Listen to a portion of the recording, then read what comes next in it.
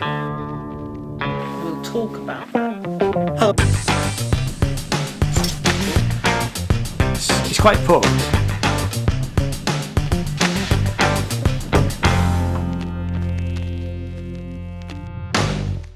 Hello, welcome to the channel. My name is Ian. This channel is all about music and art. And I thought I would do a video on my latest purchase, which is this thing.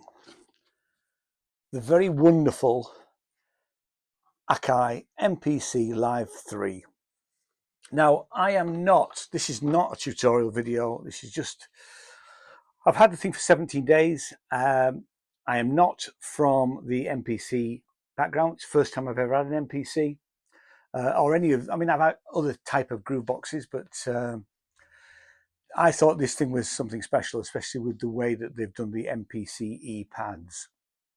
I was slightly annoyed to find out that the MPC pads currently are only working with drum tracks, but I'm sure that Akai will improve that in a future video.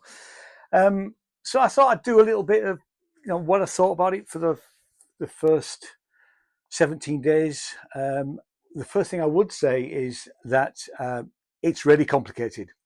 And when if you're not used to the workflow, it is going to take me some time to really get my head round most of what this thing can do. It's absolutely fantastic in certain elements. There are a couple of negatives which we'll get onto, but fundamentally, for me, it feels like a brand new way of working, which I have to say I'm quite enjoying. But I am going to have to spend a lot of time. I've spent, on average, probably about half an hour to an hour most days just looking at things, working through things. There's a really fantastic set of videos. There's 50 videos that Daddy Longles has put up. He's new to the MPC, and his videos have been absolutely fantastic in helping me get to grips with this thing. I love the idea. Part of the reason for buying it is I want to use it live. I want to use it in our live set, and I'm going to be doing quite a bit of traveling next year, so I wanted to be able to take it with me, and it is fundamentally a complete digital audio workstation in a box and some. I think the instruments that come with it so far are really good. I think they're fairly intuitive to be able to use, and they sound fantastic. Same for the plugins. Expansions, not so much for me, but I'm not interested in doing hip hop and that sort of thing. I'm sure I will be able to make good use of the expansions that are available. A couple of negatives. One of the negatives would be that there was certain instruments and plugins already pre-installed, but you had to buy them. So I bought Jura and the Mini D and one of the bass synths, mainly because Akai have been doing a Black Friday thing. So if you bought two, you got the third one free. So that cost me 60 odd quid. And then I actually got the Mini D, which is a Model D, a Moog Model D emulator. Now I've got plenty of these sort of things. I've actually got hardware. I've got the Behringer Model D. So I did wonder whether I actually needed to buy these, but rather than have to carry around other bits of hardware, all I want to do is carry this and a small keyboard, which would be this, and then I'm good to go. So to be able to use it on the train or on the bus or wherever I'm going, seemed like such a good idea.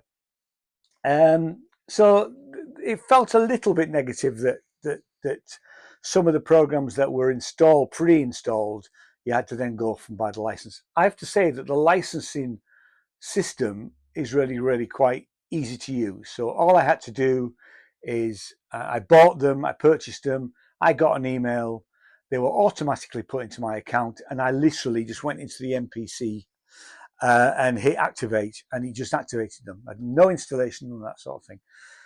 There is a desktop version of the MPC3 Live. I've downloaded it, but I haven't used it as yet, and my intention is probably not to use it.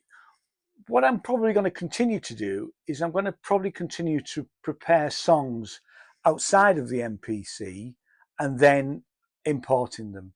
So I want to be able to work out the best ways to import.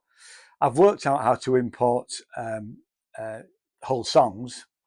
I want to be able to import MIDI and things like that. So that's for the future for me. The other thing I did do with it, I have bought an external 2 terabyte hard drive. Although there's a reasonable amount of disk space on it, I think that's going to be filled up pretty quickly once you start buying things.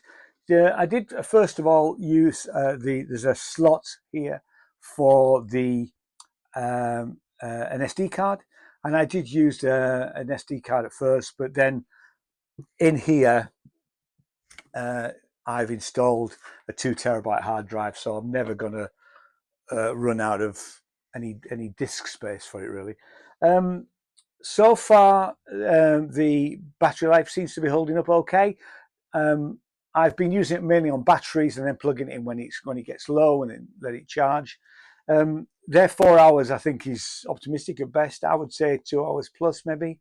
And the for the processor, it hasn't broken the sweat yet. But there again, having said that, I have not started really to create whole sets of songs. So we'll see how that does in the future. So far, I'm enjoying it. It's good fun. I want to be able to use the expressive pads more rather than just on drums. And I'm not a finger drummer. So that's, the fact that it didn't come with any sort of what you would call preset drum patterns, and that really you have to start from scratch by finger drumming, is not something that I expected. It's not the end of the world, to be fair. The other thing I did do is I bought a very cheap turntable. I bought this, which I know is complete rubbish, but it's a quick play LP. It's actually designed for ripping your vinyl to digital, but it's got phono outs.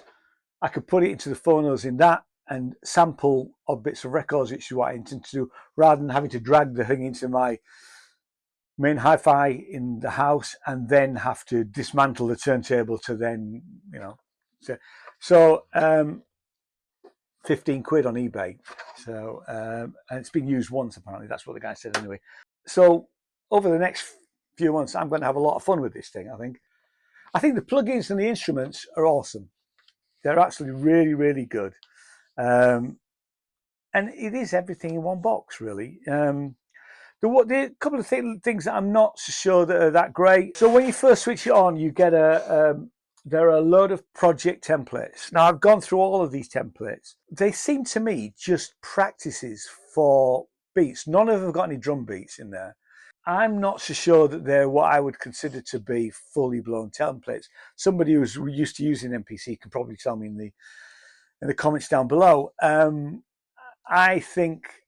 don't think I'm really going to necessarily use them. I'd probably create a user template and then start with that, really, rather than these 6 templates that are there. They're sort of quite chilled and be great if I wanted to practice finger drumming, but I don't. And also the demos that are in there are very much about things that they want to sell. There's only one, if you like, full song, which was quite useful when I first got it, to actually just mess around, see how things were working. And you need at least one of them in anything that you buy, really. The rest of the demos are just, for you to buy drum packs and things like that, and expansions. But overall, I think it's really good so far. It's expensive. It's for £1,500. So then plus extra hard drive and all that sort of stuff. So you're looking at the best part of £2,000 if you're not careful, and especially when you're having to buy some of the instruments as well and the plugins.